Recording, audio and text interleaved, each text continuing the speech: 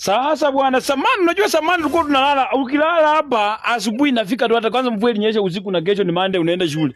Ili kuanga ujui unaamka tu nje matope, mnaulizana asubuhi hapo. Kwanza unasahau unauliza mzazi mvua ilinyesha na siku ya shule.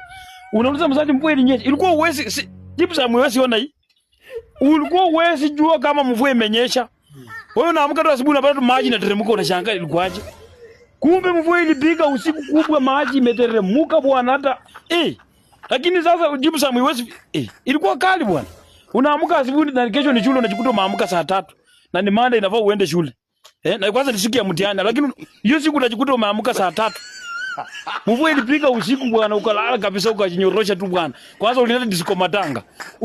Lakini pale shida ilikuwa kuna kitu kuanga ndio siafu bwana. Siafu ilikuwa ikitokea tu bwana na tobe ilisha mafuta ile korobo ilisha mafuta. Utaona moto bwana. Itakuuma mpaka uamke tu mapema tu. Utaamka tu mapema tu ilikuwa tu mbaya ikikushika tu hapa. Utaenda shule hiyo siku mapema. Kwanza ni siku ya mtihani. Lakini hapo ndio itakuwa imekuokoa.